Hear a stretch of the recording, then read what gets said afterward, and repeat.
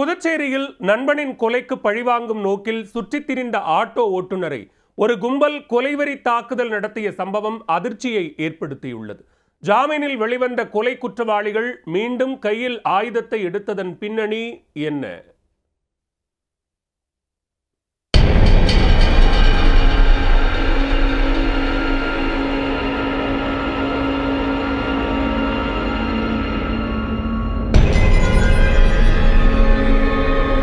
ஜாமீனில் வெளியே வந்தவரை தீர்த்து கட்ட திட்டமிட்டவரை முந்திக் கொண்ட கும்பல் ஓட ஓட விரட்டி வெட்டிய சம்பவம் குலைநடுங்க வைத்துள்ளது. கொலைபாதக செயலில் ஈடுபட்டவர்களை பிடித்து போலீஸ் ட்ரீட்மெண்ட் கொடுக்கப்படுமா?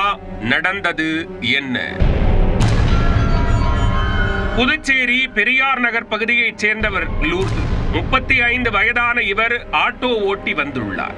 மேலும் லூர்து மீது அடிதடி, கஞ்சா விற்பனை உள்ளிட்ட சில வழக்குகள் நிலுவையில் உள்ளன. இந்த நிலையில் பேருந்து நிலையம் பின்புறம் உள்ள முத்தமிழ் நகரில் பழுது பார்க்க விட்டிருந்த தனது ஆட்டோவை எடுக்கச் சென்றுள்ளார்.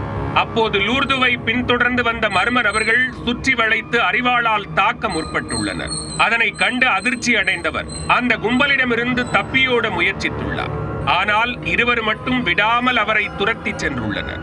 ஒரு கட்டத்தில் லூர்துவை நெருங்கிய ஒருவர் அரிவாளால் சரமாரியாக வெட்டியுள்ளார். அதில் நிலை குலைந்து கீழே விழுந்த பின்னரும் அரிவாளை இரு கைகளாலும் பிடித்துக் கொண்டு கொடூரமாக தாக்கியுள்ளார்.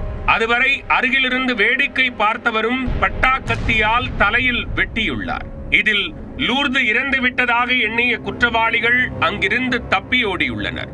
இரத்த வெள்ளத்தில் உயிருக்கு போராடிய லூர்துவை அங்கிருந்தவர்கள் மீட்டு அரசு மருத்துவமனையில் அனுமதித்தனர். அவருக்கு 8 இடங்களில் ஆழமான வெட்டுக்காயம் பட்டுள்ளதால் ஆபத்தான நிலையில் சிகிச்சை பெற்று வருகிறார். தகவல் அறிந்த உருளையான்பேட்டை போலீசார் சம்பவ இடத்திற்கு சென்று விசாரணை மேற்கொண்டனர். தடயவியல் நிபுணர்களையும் வரவழைத்து இரத்த மாதிரிகள் மற்றும் தடயங்களை சேகரித்தனர். சம்பவ இடத்தில் உள்ள சிசிடிவி கேமரா காட்சிகளை கைப்பற்றி போலீசார் ஆய்வு செய்தனர். அதில் ஆட்டோ ஓட்டுநரை பின்தொடர்ந்து வந்த இருவர் அரிவாளால் கொலைவெறி தாக்குதல் நடத்தியது தெரிய வந்தது. முதற்கட்ட விசாரணையில் நண்பனை கொலை செய்தவரை பழிவாங்க திட்டமிட்ட ஆட்டோ ஓட்டுநரை சம்பந்தப்பட்ட நபர் முந்திக் கொண்டு கொலை செய்ய சதி செய்தது தெரிய வந்தது. கடந்த ஆண்டு பெரியார் நகரைச் சேர்ந்த ருத்ரேஷ் என்ற இளைஞர் கோயில் திருவிழாவின் போது அவரது மனைவி மற்றும் தாய் கண்முன்னே வெட்டி கொலை செய்யப்பட்டார். இந்த வழக்கில் கௌதம் மற்றும் அவரது சகோதரர்கள் உட்பட 8 பேர் கைது செய்யப்பட்டு சிறையில் அடைக்கப்பட்டிருந்தனர். அண்மையில் இவர்கள் ஜாமீனில் வெளியே வந்துள்ளனர். இதை அறிந்த ருத்ரேஷின் நண்பரான லூர்து முக்கிய குற்றவாளியான கௌதமை தீர்த்து கட்ட திட்டமிட்டதாக கூறப்படுகிறது.